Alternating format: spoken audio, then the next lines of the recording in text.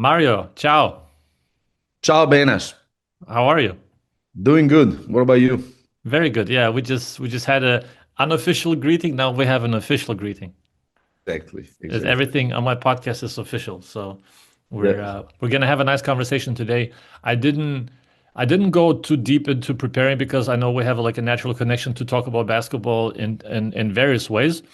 But because your background and your experience, and especially the transition from being a long-time assistant coach to a head coach, is very interesting, I think, for my listeners, because I have a lot of professional podcast listeners. Not no, they don't get paid to listen to podcasts. They get listened. They are interested in the profession of basketball, yeah, especially assistant coaches, and I'm sure they're going to be eager to hear your advice and your experience. But before we go into I want to start with the assistant coach part first, and then we're going to go into the coaching part afterwards. But yeah. before that, when we agreed to do this podcast, we didn't know, but Ettore managed to resign in that between the time when we agreed to make this podcast and now. Yeah. What's uh, what's your best memory with Ettore? You have a lot of memories, I'm sure, but in general, what's the first thing that pops to mind when you think of Ettore Messina and your time together with him? First, I think my personal relationship, you can imagine after 8 years together between national team and Olympia, is the feeling I have for him, and I'm sure the feeling he has for me.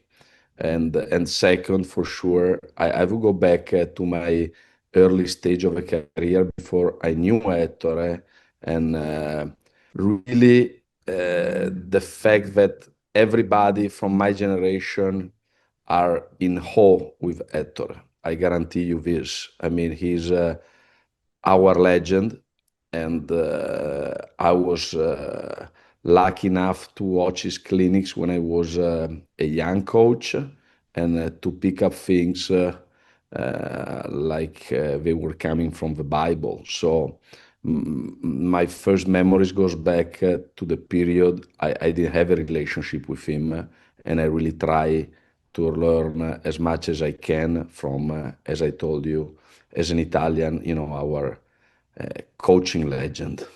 Hmm. What's the first thing you remember you learned from him? Is that No, like from since? yeah, yeah. I would say, the post spacing. So let's say team concept into the basics of I don't know how to help a young kid to develop into the reading of a pick and roll. I mean, Ettore really, when you talk, a coach like Ettore, he has the whole package because in my mind is not only the knowledge but the way he's able to transfer that knowledge, so the teaching abilities, Hmm. so when you think about a coach, you think about a person that knows but knows how to teach, and Ettore has the whole package, as I told you. So I He think he's one of the best, if not the best lecturer that I have seen. Just in I agree. regards to, like you said, like transferring knowledge and being having the ability to express his thoughts in a way where it's understood. It's not It's not necessarily understood when somebody tells it has the knowledge but doesn't know how to translate the basketball absolutely. knowledge into into I the. agree.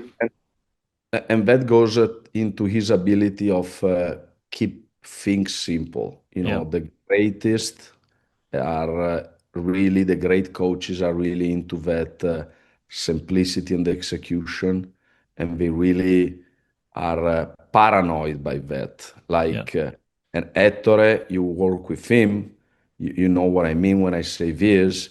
He's paranoid of with keeping things simple, and this is also how he, let's say, express himself in a lecture or on a basketball court when he's teaching something. He's really has the ability, like the great coaches, to keep in perspective things. So he knows which is the detail that is very important, and he can take out the things that are not important. Yes, I agree. The the one thing I remember also was the scouting in terms of play calls and everything. It's important, but it's not as important as with other coaches because he has rules. And then if the rules are simple enough that you have accountability and you can explain to the players what you have to do, where you have to do, and why you have to do it, because why is a very big word for Ettore, then it makes sense. Then you don't need some certain things that you can. The forest does not become so bushy anymore. You can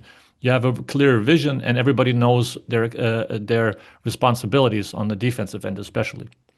I agree. I agree with Uh, you what you said, because the fact that you create a system, the system should take care of, I don't know, 75%, 85% of a situation. So yeah. when you go into preparation, your adjustment are that 20% that makes it fun but doesn't complicate. Yes. Yeah. Yeah. So that's a nice segue because Ettore was my first podcast guest, and he was on that podcast. He said the ability that he looks for from his assistant coaches is to distinguish the obvious between the obvious and the non-obvious. So whenever we had discussions when we were on the staff, and I'm sure you had plenty of the discussions with Ettore and with the staff, it was always very important to think ahead, the next step, and in terms of like you don't want to discuss and spend time or waste time on the obvious things that everybody sees. Like we always try to look as assistant coaches and especially him as a head coach on the non-obvious things, and the assistant coaches are supposed to catch the idea, catch the thought process in the discussions with Ettore and with the staff. What do you remember for you when you had discussions about pick and roll defenses, about the obvious versus non-obvious things? Do you have any kind of recollection of certain situations that he wanted to emphasize and he felt like certain things don't need to be overcomplicated? I think in general, like I told you before, first is the basics, like little things about technique, the distance from the man, the distance from the screener. And then I think the specific, let's say in a tactical situation, like I told before, if our rule can apply, to that specific situation, or you gotta be ready to anticipate and understand if we need an adjustment there. Hmm. And I think the process with the staff in that regard, exactly like you said, is very similar to what he pretend from players, because basketball is a game of more than anything else of anticipation, and I think what he works on the floor is also what he's working, let's say in the meeting room. Hmm. So you gotta be able to understand if something can happen, and if that is the case, you gotta be able to go into that adjustment we're talking about. So you gotta really be sharp to understand in a preparation if our system cover this or our system is not enough and we gotta make a little adjustment. Hmm.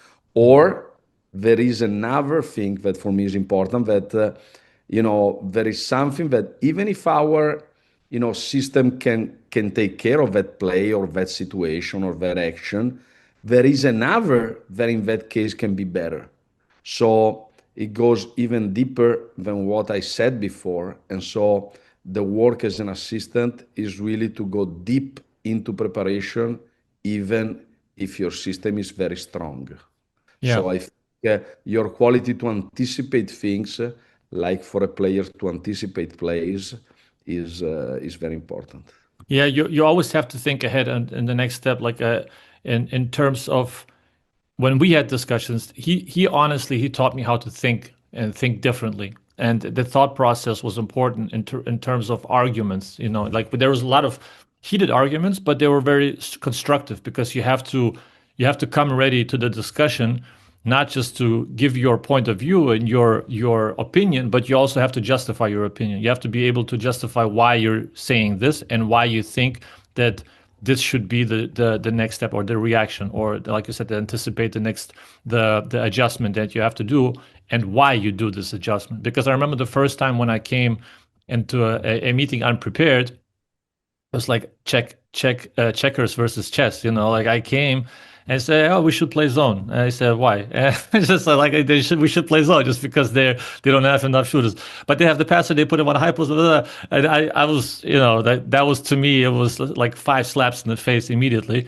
And then you learn in terms of, okay, like, and that's when you have to pick up on the knowledge and you have to pick up quickly and not get left behind in the conversation, because as you always talk also with regular people, that you have to follow in order to have a fluent conversation, the other person have to pick up on your thoughts. The thought process is important, and the processor in terms of how quickly you pick up on those thoughts. And with Ettore, you always have to come prepared to think what he's going to say. You have to Yeah. anticipate what he's going to say in order to have your rebuttal ready to give the other card, and then you push another card, and then he brings another card, and I think that's the essence of how to extract the absolute truth for that particular situation. And it's never going to be 100% sure. So I think those things that it's not going to be 100% right. There's never 100% right. You have to have some sort of like leniency in terms of like, if we're 80% good, we have to take with that. Otherwise, we will never end this discussion. So I agree.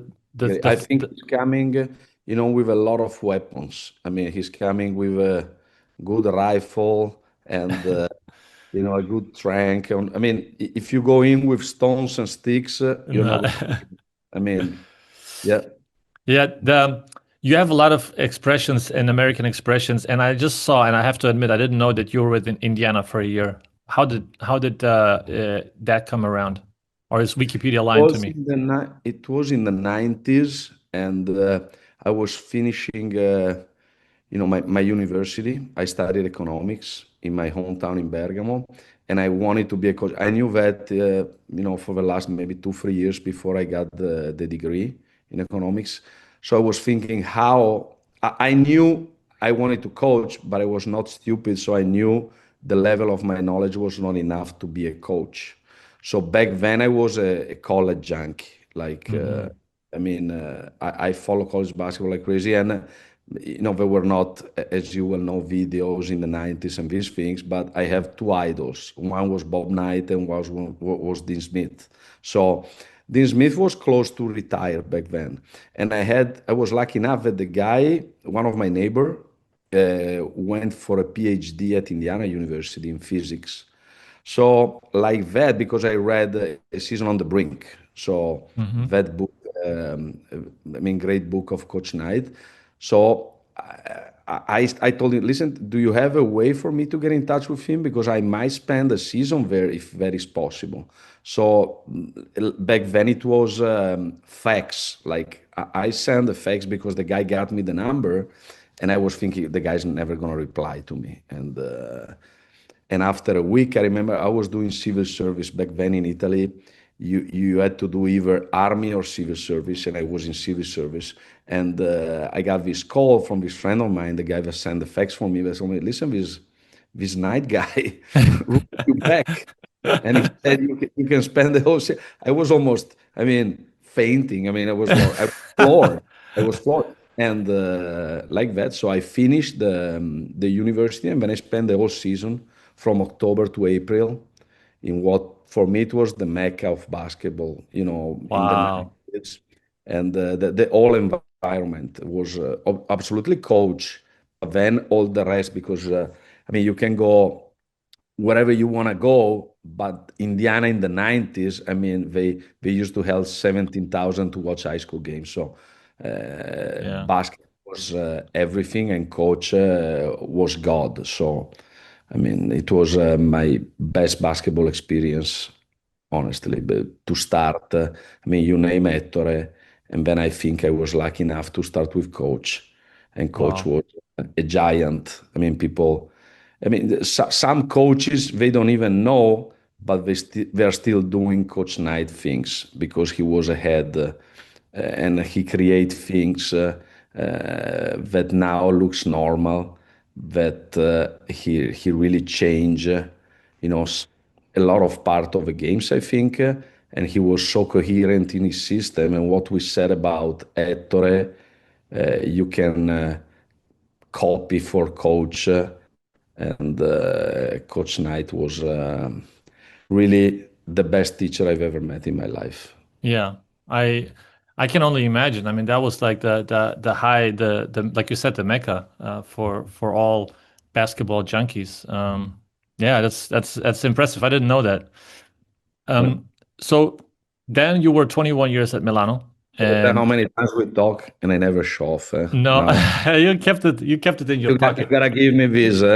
Yeah, yeah, you just kind of I kept it was there. with a legend for years because when I worked for him for many summers, Yeah, my, and yeah, yeah, you my went to man, his camps. 100%. Oh yeah, Yeah, many years work for coach in the summer. I'm not ashamed to tell you that he got me the, let's say, the interview in Milano, and yeah, so coach was my hero and my mentor. Yes. unbelievable. Yeah, that's a great story. I didn't know that.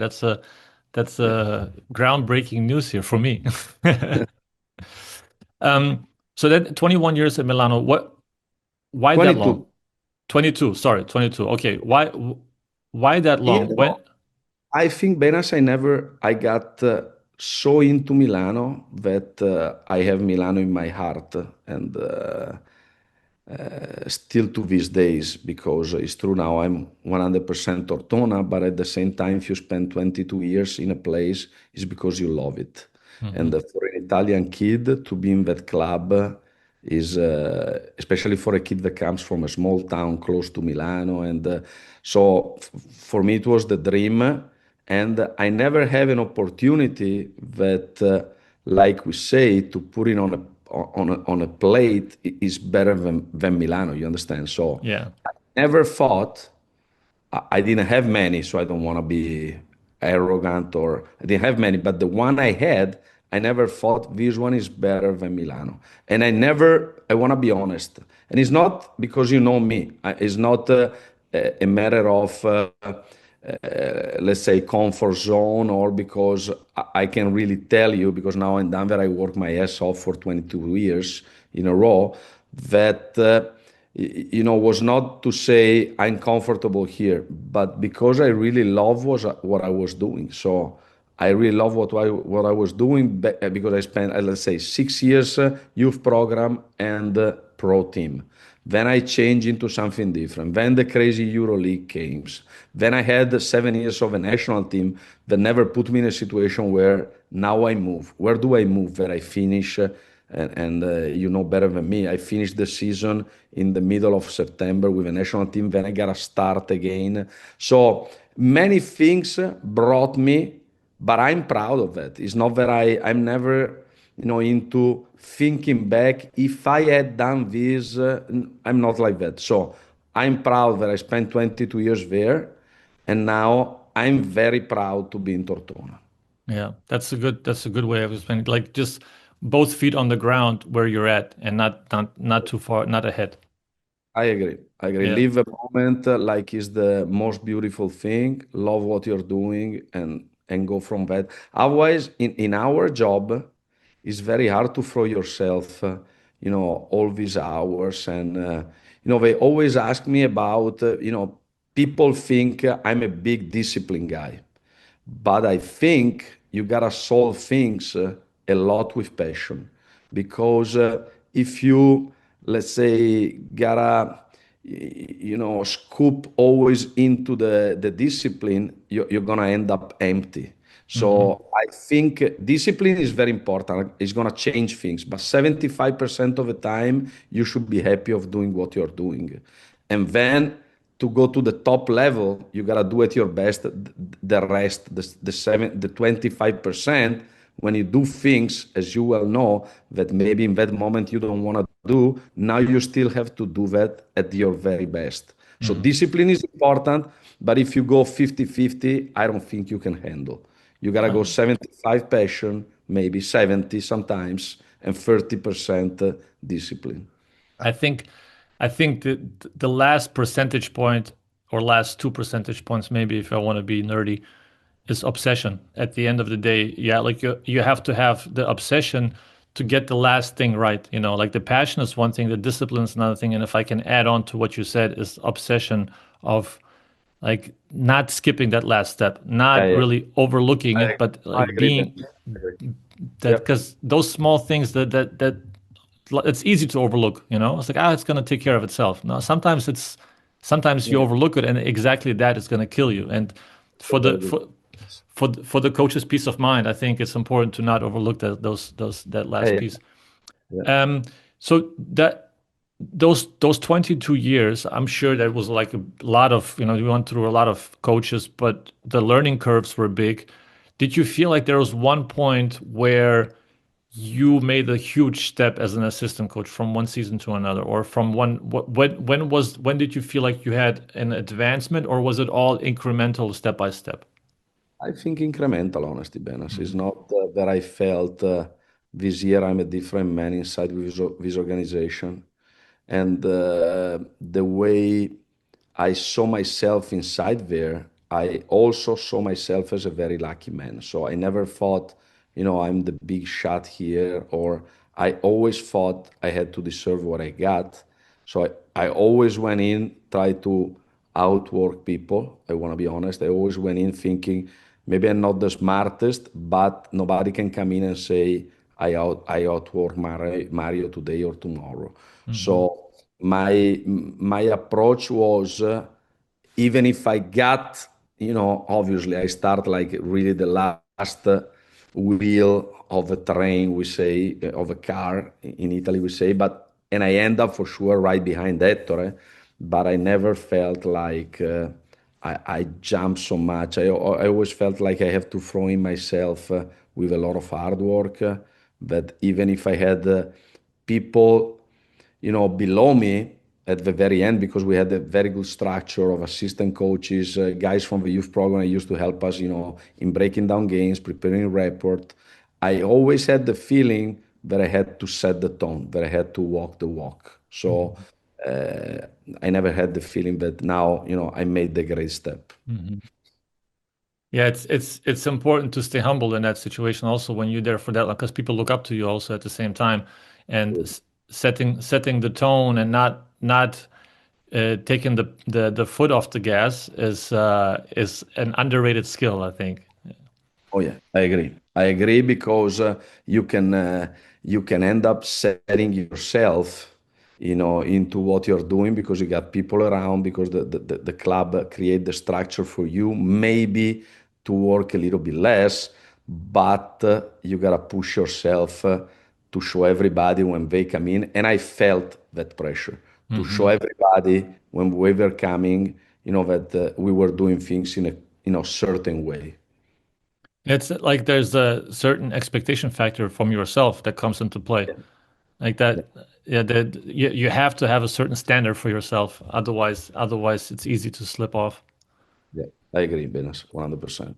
One thing I always was very like the assistant coach position is so intriguing and interesting for various reasons. It's not for, tactical or discussions, but the relationship with players is very underrated, I think, and it's very fragile. Also, there's like a lot of sensitive things, a lot of sensitive information that gets thrown back and forth. How did you distinguish what to filter out to coach? Let's say like a player says something to you, and then Ettore asks you something about him, what he said. Maybe you are finding yourself in a discussion about the player's performance, and you have some information that maybe the coach shouldn't know. Maybe it's like something to distinguish of what he should know, what he shouldn't know. How do you distinguish what the coach needs to know and what he doesn't need to know?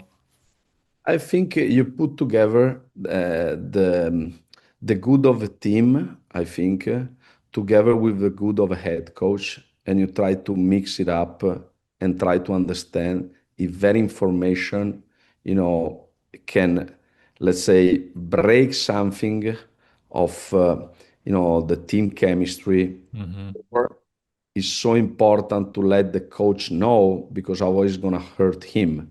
So I think you got to find the balance from time to time. And I think really, as you said, is part of the assistant coach's job to understand if I transfer this information, we're going to get this, but it's going to hurt us in this. And if you put this together and understand this time is better, I tell him, or this time is better, I don't tell him. And Hmm. you do this really putting the two things ahead that are the team and the head coach. Because in all my tenure there, I never thought I tell you this, I always thought it was the coach guy. I think that is a very important thing you gotta have in mind. Because it's true, you love your club, but in the day-by-day process, you gotta put yourself in the head coach shoes. Absolutely. Mhm. So I think you gotta have in mind that you gotta behave in a way that the head coach, can never think you're doing something not honest or not, let's say, coherent with what is the process. Mhm. So, and I always thought like that. I want to be honest with you. I try always to think in a certain way, like let's say now I'm the head coach. You understand what I'm saying? Like, so I put myself in his shoes to understand. Now I gotta transfer this communication. Now I gotta keep it because it's better for him and for the team. Now, maybe I tell him something, but I don't go that deep because otherwise he can get hurt. And I don't think it's the right time to tell him. So I think you gotta have, let's say, the sensibility and sometimes the gut to keep it for you or to throw it at him. Both. Yeah, yeah, that's the gut the gut is important, but it's so difficult to because you feel like if you don't say the full truth, you don't want to feel like you're lying, you know? Like it's like there's a consciousness effect there also. Yeah, I agree, but there are also things from a player standpoint that sometimes, players tell you things in a Yeah. very private way. And Yes. they think, and that's why you have a different role from the head coach, that they can throw it at you because you can do in, let's say, in a different way, you can try to manage that issue. Hmm. So it's also a matter of being, let's say, honest with a player because maybe he's coming with something that you don't want to transfer because it's going to hurt in some way the relationship between him and the head coach. Hmm. So, and if you feel he's a, reliable person, a good person that is doing things for the good of the team, now you can balance the things. And Hmm. I think I never in my career got to a point where it's not that I think, I'm sure a head coach came to tell me I was not straight or honest. So I Hmm. think for sure there are things you gotta tell him, otherwise you are in big trouble. This is my, Yeah. but there are other things that is better for him not to know. You Yeah. understand what I'm saying? So I Yeah. think you gotta find the balance, and the balance makes you, a reliable assistant. Yeah. That's you have to give him some crumbs here and there to maybe for him to pay attention to something, but not necessarily like to draw his own conclusion, maybe also. Exactly. Yeah. I, What about uh, vice versa? There's also a synergy effect there because some like the discussions you have with the staff and with the head coach, and the coach makes a decision, maybe not necessarily the way you would do it, you know, whether it's pick and roll defense or post defense or whatever, but and you have to go to the players, and the players maybe also don't agree with it, and you have to be firm and act as a head coach that this is what decision that we made and this is what we want to roll with, and we're going to have a plan B. But how did you approach when you disagreed with what the coach did and you had to justify to the players the decision and not let them know, not throwing the head coach under the bus?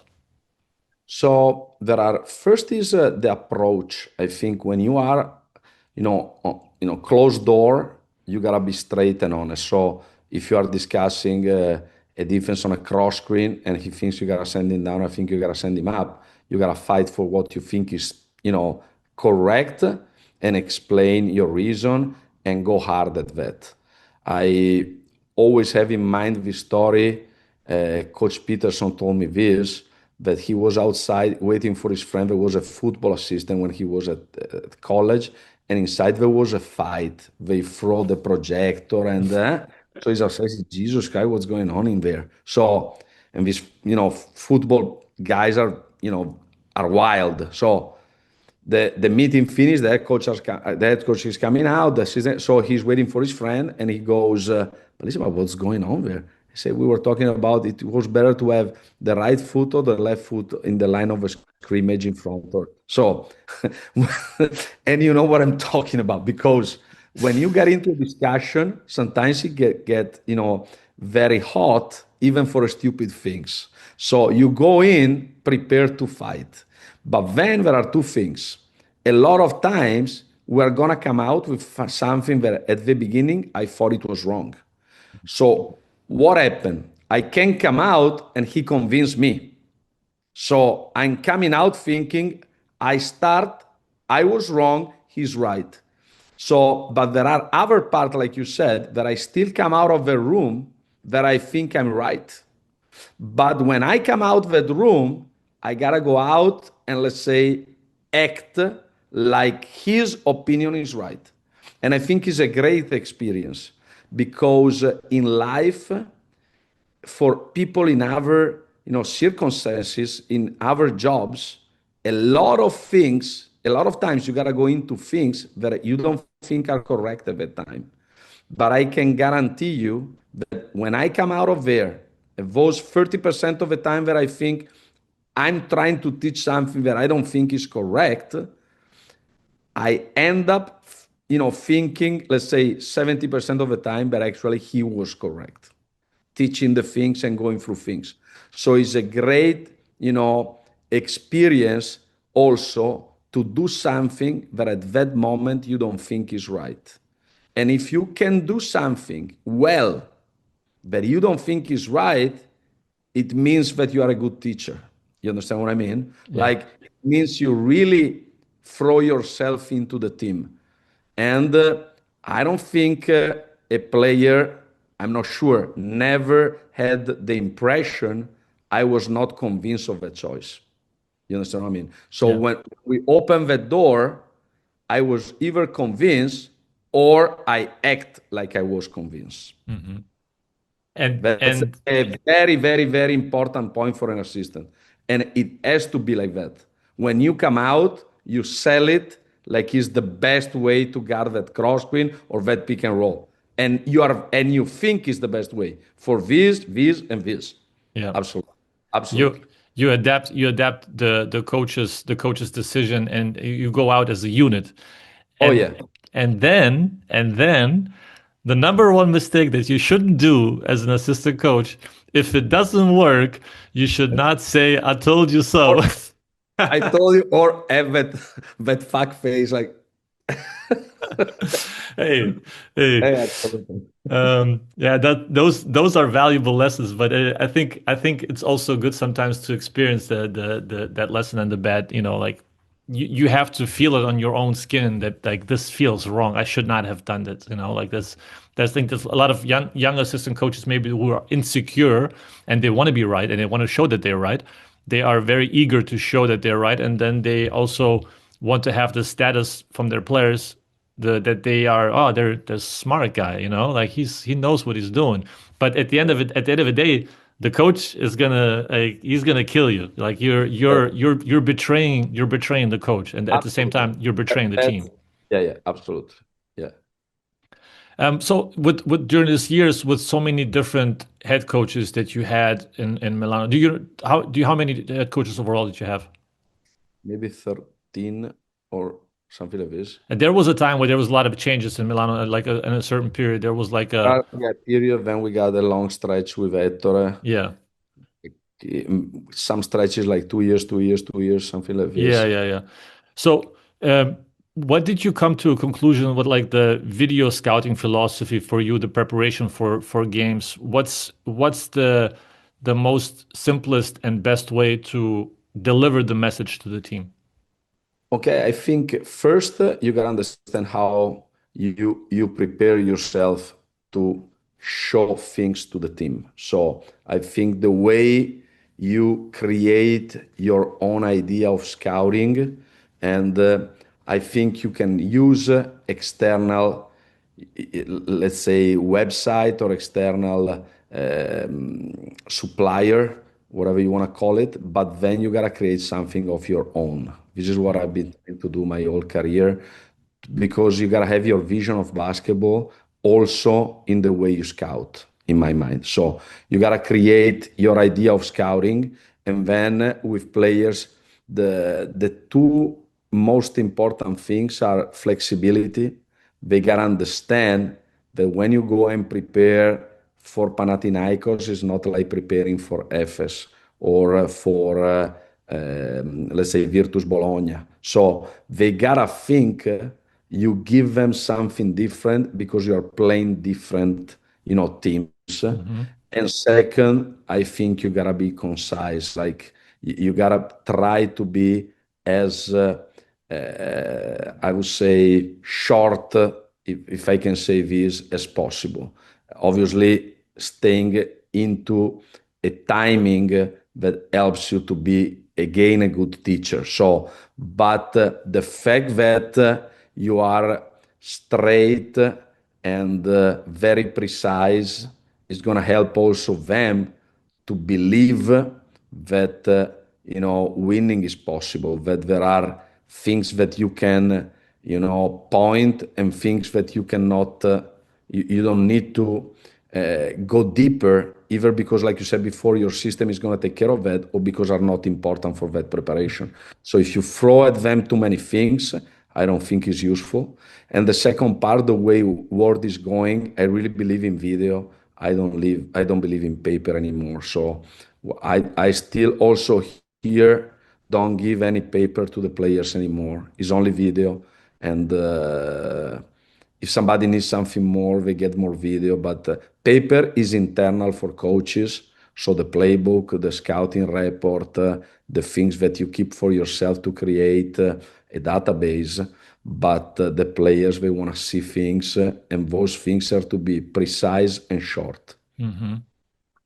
It's do you have in mind of how many video sessions you ideally would have before the game? So I think if you prepare a game per week, like we have, I think you can split it in three. If you have a cap, I think you gotta go with two meetings. Hmm. Because I don't think it's easy to have more than that when you go with a crazy schedule like EuroLeague. So you gotta adjust yourself also for that. If you have only one game per week, it's easier to go into a routine of three videos. I think it's very hard also because I really believe in self scouting. So I think you gotta find a way to review your game. They gotta feel that you want to get better, that you're Hmm. not satisfied with what you saw, or that you want to emphasize good things that you did that you want to do again. So I think you also have to spend a lot of looking at yourself. More important. And if I go down to a lower level, or either for age or for talking about level. So if you go down, I think still the self scouting should be there with young kids or with third division or whatever, because looking at yourself is way more important than looking at opponents. I really believe this. I agree with you, especially with young guys. I Oh, think yeah. especially with youth, the scouting implementation comes way too early in a lot of teams and a lot of cultures. And I think that there's a lot of things lost that you can learn about yourself because players actually love to look at themselves. They want to see themselves. They want to see themselves how they're moving, what mistakes they do, and how sometimes how good they look. That just for a simple fact. So, but they're paying more attention to themselves than to the opponent. So like that, the teaching factor is definitely bigger. Uh, did you did you know I have a sponsor? I didn't know that. Yeah, I have proballers.com. So for all the statistical nerds, um, proballers.com is the platform to be. And I want to share you my screen, and we're gonna go where it hurts, Mario. We're gonna go into your last game that you had, and we're gonna analyze a little bit of the box score, and you tell me what you look at.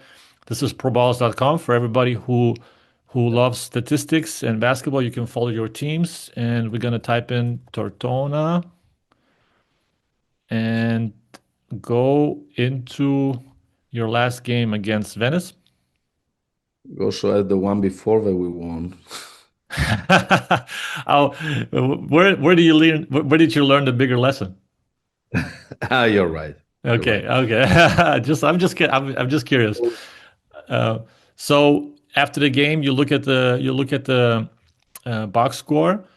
Yeah. What are the things you emphasize when you look at I it, think especially I specifically think this game? in this case, I mean, you play home, you give up 98, and I know then you want to go into points per possession or percentage, but it tells you a lot because we're not run and gun. So if you give up 98, for sure the first thing that comes to your mind is what happened to my defense. Hmm. So, and I think we got the second thing individually.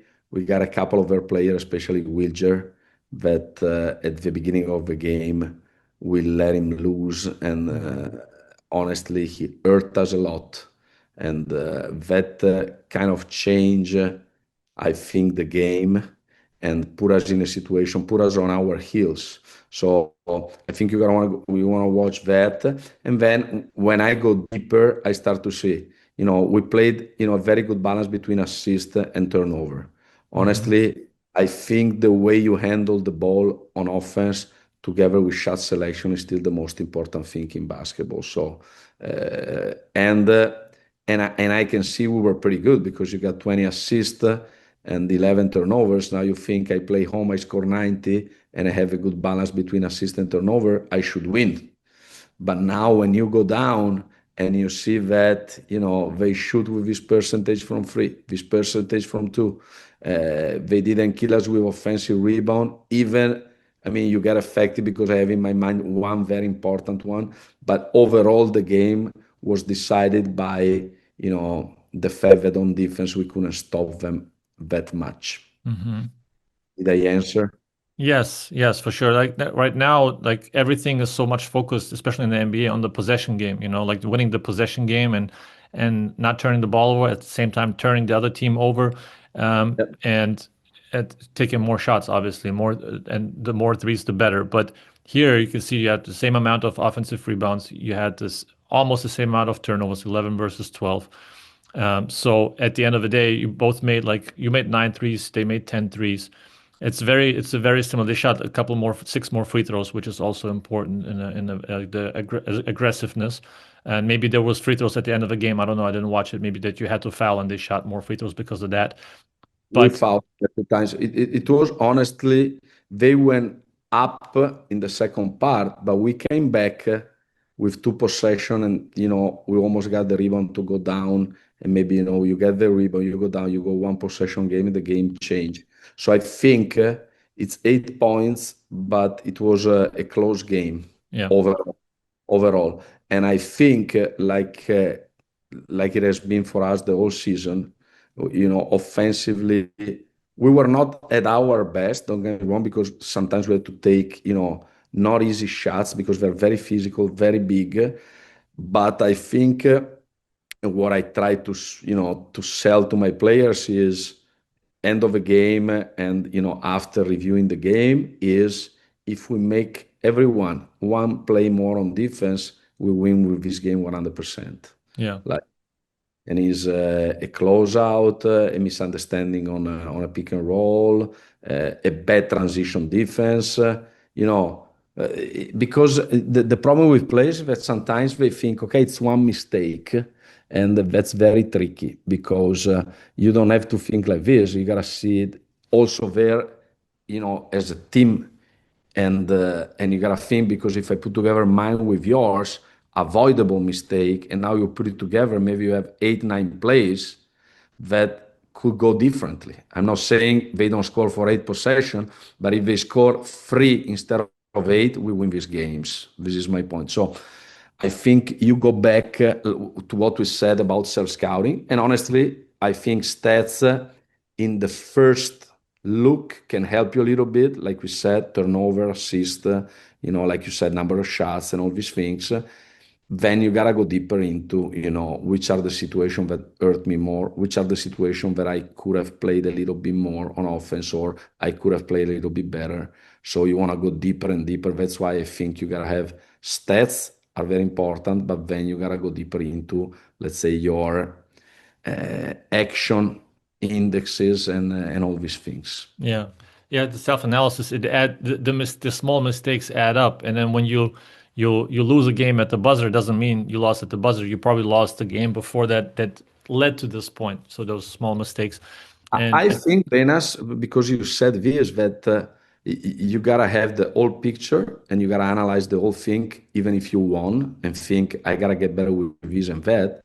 Then also, I think there are some moments where you gotta make some big plays sometimes in a close game.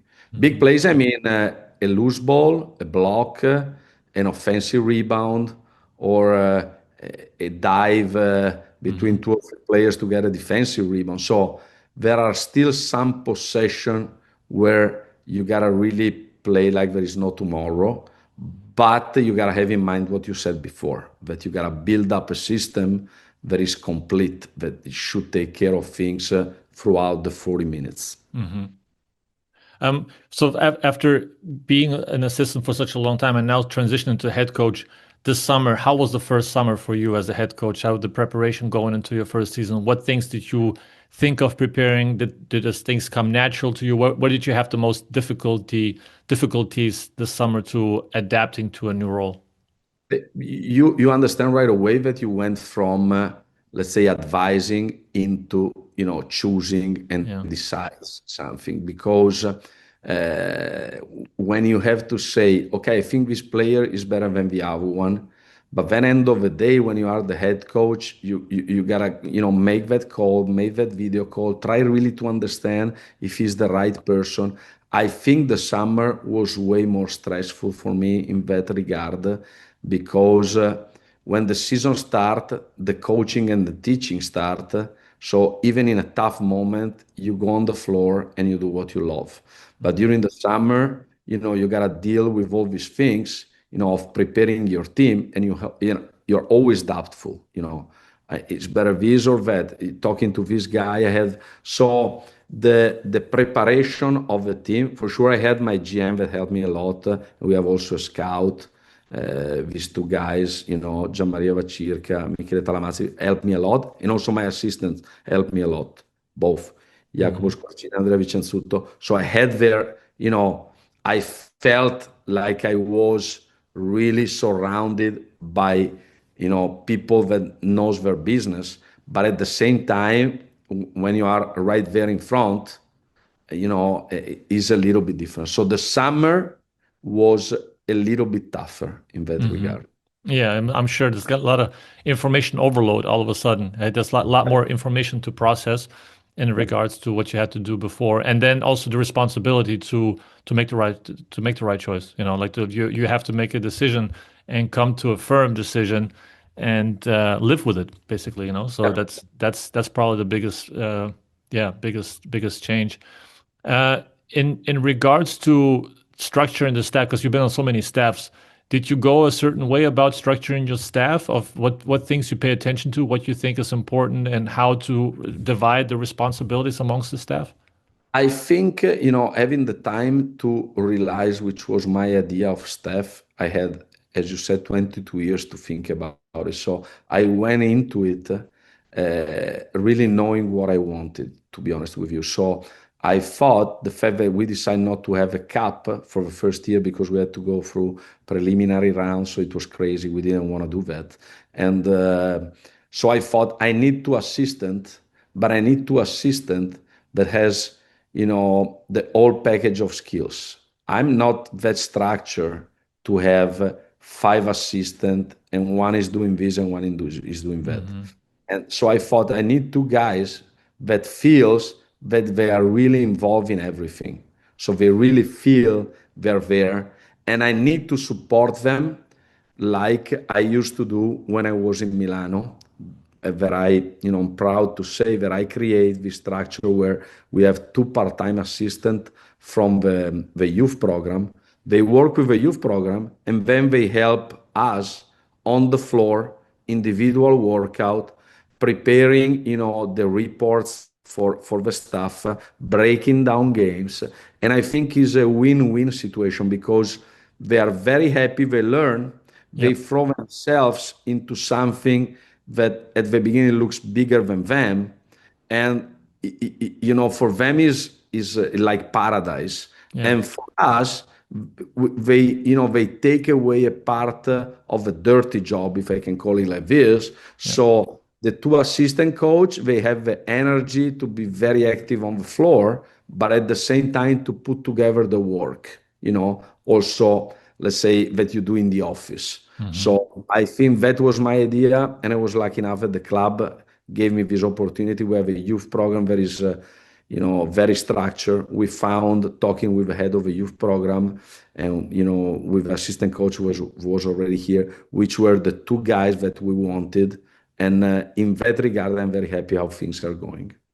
And that's one thing that you like having the biggest value, I think, in your position is that you went through all the progression of an assistant coach, from scouting, preparation, individual work, working with youth, working with professionals on a different, talking to them all the time. So I think that a lot of head coaches that haven't worked this assistant coach job, that haven't done the dirty work, let's say, in terms of video work and staying up late at night and finishing the work and then going straight, there's like a little bit of not misunderstanding, but not appreciation of the process that has to go in behind the scenes in order to prepare the video that's already filtered down for the coach to process faster and to make a decision quicker. So you went through this, you appreciate it, and you probably also are taking care of your assistants in that regard, that they are spreading the work out and not overloading one or the other person, in regards Totally. to like. That was been as my big goal, so that they understood that they have a big load, but not such a heavy load that they couldn't perform or they get drained. And I think, like you said, the only advantage I have compared to my head coaches is that I really know the process. I really know what's going on to break down a game. I really know what's going on to create a draw of a video. I really know what it takes to create a database of clips. And I really know what it takes to create a program for individual workout. So I know which load they're going through, and I hope I'm fair enough to throw a load that can be effective for the team, but not, let's say, a load killer for them. Mhm. So I think in this regard, I hope I have a deeper knowledge to understand how to split the job, how to give them the right time to, let's say, to rest, because I've been through, like you've been through, a lot of late night or early morning, as you want to call it, Or no night. or no, or no, or sleep in the office. This was Yeah, so I really know what it means, and I tried my best to create an environment where you have the feeling you are working, in a proper way. I yeah, hope. yeah. And how do you go about mentoring them? Because you probably see some things that they also maybe need to correct or help them improve. Do you take them to the side and tell them something? Do you let them figure out themselves and maybe give them a little bit of a nudge to push them into the right direction? Or how do you I, discuss it? I think when you install, let's say, your system, your way of doing things, you gotta spend time with them. So from June, I start to have, let's say, live meeting in the office when we could. Then I have a lot of Zoom meetings. Then we have a coaches retreat. So I tried from the beginning to do everything to, to have a situation where they knew what I thought it was good. At the same time, when you go like that, you gotta create a situation where they can add their knowledge. So Hmm. create a situation where they can help you, and I think they're very good with this, honestly. And I'm really experiencing, and maybe they don't understand how important they are, because I'm talking from an assistant standpoint. You always think, maybe I can help him more, I can do, but I guarantee you that my assistants are helping me a lot, and I Yeah. hope they realize they're doing that, because I really mean this. I mean, you don't do things by yourself. I mean, you need people around you that help you in different ways, in different moments, and they gotta feel it, and I hope they feel it.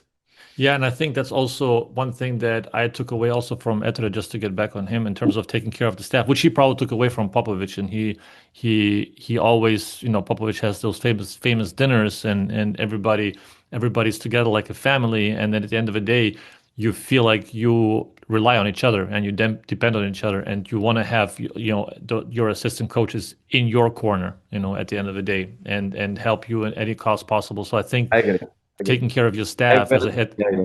And the fact that we don't have the cap, I think, don't get me wrong, because it's not only, but I try to have a moment during the week where we have a dinner together, Yeah, and we have time to stay together also off the office. yeah, I, is important. They feel like it's not only business, but there is exactly.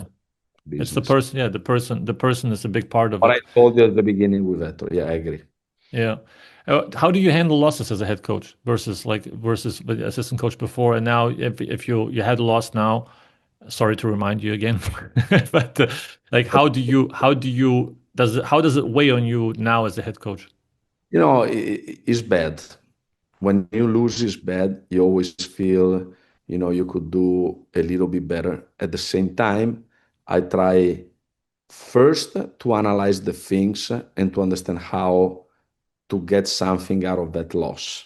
Mhm. And second, to get to a point where 24 hours maybe is not enough, because sometimes you have a day off in this schedule because you play Sunday, then you meet on Tuesday because you start.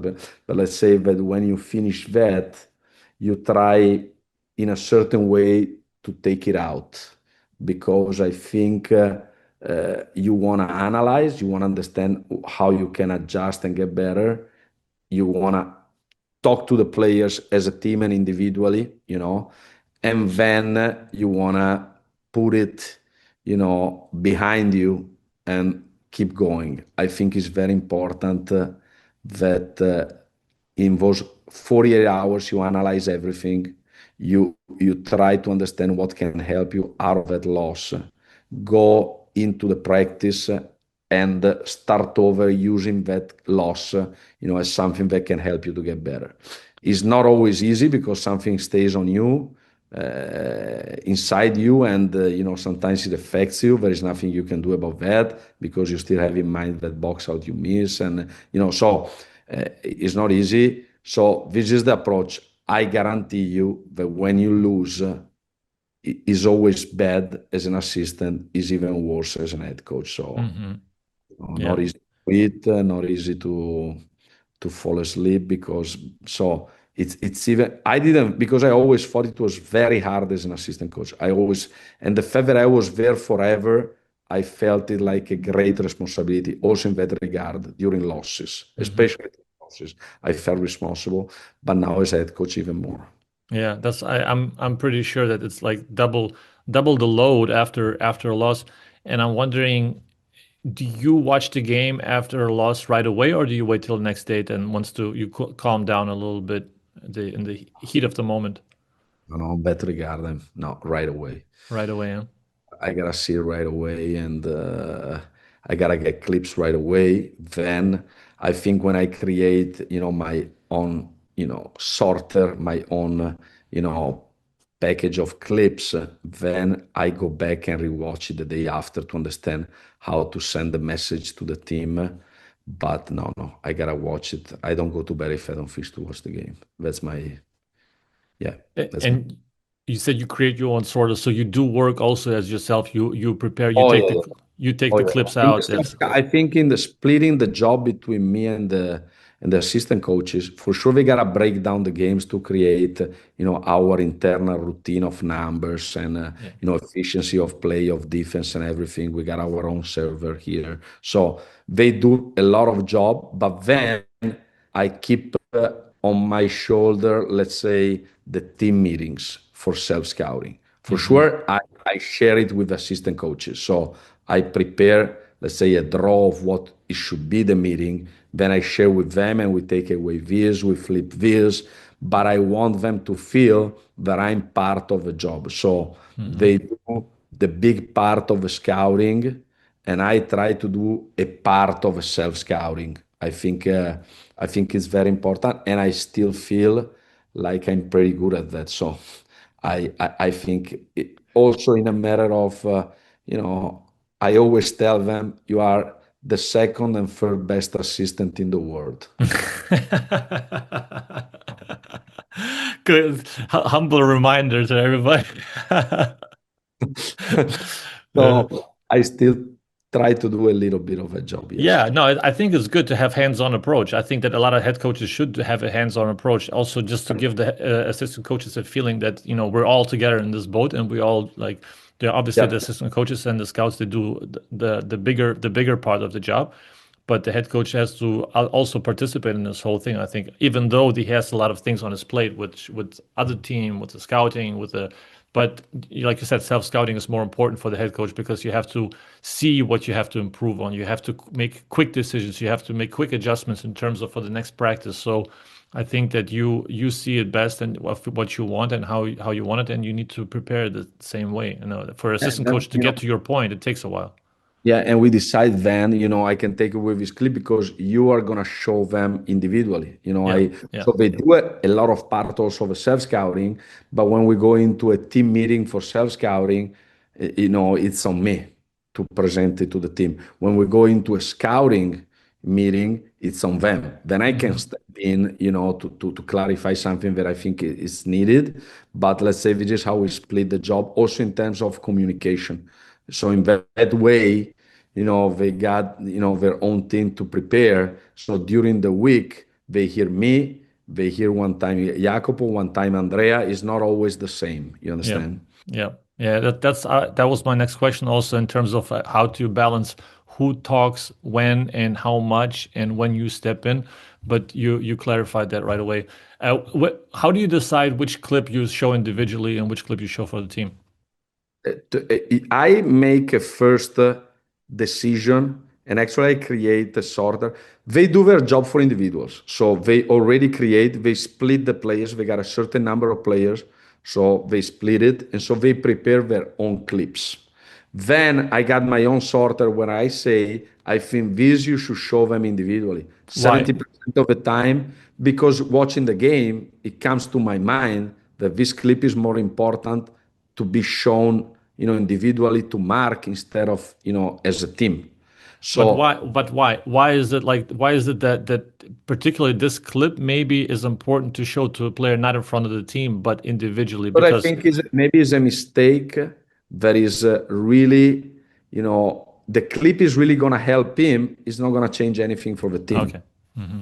So let's say you cross over in not the proper way and you travel. I'm making like a silly Yeah, example. yeah, yeah. But or I mean, we had a very good box out game, and you miss that box out in a stupid way. Now I don't need to show it to the team. Yeah. It's Hmm. enough. So I create my own sorter, and 70% of the time they are already into their clips. Hmm. But we go through their clips, and then we got my, let's say, clips for the team, and I, let's say, start. I make an example from 35 clips to go down to 20. Hmm. You understand what I'm saying? And out of those 15, some of these 15 are going into the individuals, some of them are out. You know Hmm. what I'm saying? So we do it together, and usually, it goes down again to be concise, short, but during the self, I think you can stretch it a little bit more because, like you said, when you watch yourself, you're more willing or eager, as you want to say it, to watch it. Hmm. I think you gotta be a little bit shorter when you watch opponents. You can be a little bit deeper and extend when you watch yourself. So is there like a time limit you have for the feedback of how long it Yeah, has to be? sometimes we watch it and when we show the opponents, we go from 250, 330 minutes, something like this, very short. When Hmm. you yourself, you can stretch it. Yeah. Absolutely. Yeah. The one thing I liked that I also took from Ettore was the preparation in terms of scouting. When we watched the first video session, a lot of times was flow of the opponent.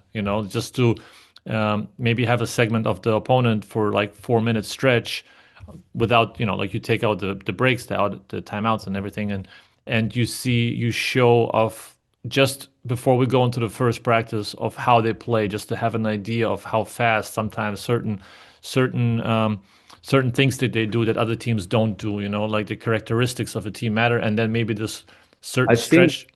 yeah, that's been us exactly, sorry to interrupt, what we said at the beginning, to be flexible. Yeah. So if with this team, it's very important to start showing 3 minutes of their second quarter. Yes. Yeah. Time is more important to start with personnel because they play in a way where personnel is more important. So I think for you to be flexible, it's also more intriguing for the players. Yeah. Sorry. No, that's what I like because it has to if it becomes autopilot scouting, you know, if it becomes a just a regular routine scouting every time, the players will be ear dead, you know, and they will not listen, they will not hear because it just becomes one thing after another, the same thing. You show the right hand, left hand, blah, blah, blah. And if you give them like a little bit of change of rhythm, and all of a sudden like you have a little bit like a shock to the system in regards to like, okay, now I have to like you automatically pay attention because it has a little bit of a different feel, Yeah, just like a different voice gives you a different kind of demeanor and a different kind of emphasis. absolutely, Benas. I agree Yeah. 100%. Okay, are you ready for my ATOs? We're at an hour and 5 minutes, I think, more or less. And now I'm gonna like throw ATOs at you, not drawing, but I'm gonna get quick questions for you, Yeah, and you answer with the first thing that comes to mind. yeah, great. Biggest, your biggest advice for young assistant coaches wanting to become a head coach? Be honest, uh, get better with your knowledge, get better with your teaching. Best personal investment you made in the last 12 months?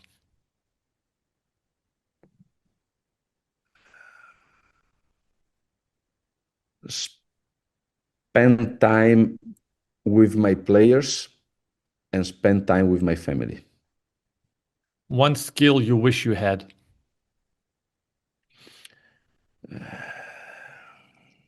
Try, to be a little bit more easy on me, after losses. Mm. If you had to teach a class in basketball tomorrow, what would it be on? Um, Toughness and concentration. And the question for everybody that I ask from Tim Ferriss, your favorite failure from the past that you remember that was a big mistake that you did, but you that helped you so much in your career, in your process that you look back on it and kind of are like almost happy to have made this mistake. I think, sometimes overlook tactics and understand that is the worst mistake you can do. Say it again. Overlook Yeah. tactics and Yeah. understand that is the worst thing you can do. Okay. Preparation, in teaching, you know, you gotta go back to toughness, basics, and concentration. I understand now. Yeah. Okay, Mario, that was my podcast world. I hope I hope I was not too intrusive, but I think that your experience and your thoughts expression was is very valuable just because of the transition period you went through now. Thank you very much. It was my pleasure, really, to stay with you and to spend time talking basketball I and life. hope we I hope we spend time together again in person. Really the same for me. You know that. Okay, everybody, thanks for being here, Mario, and good luck to you. Good luck to you all. Thank you. All right, bye.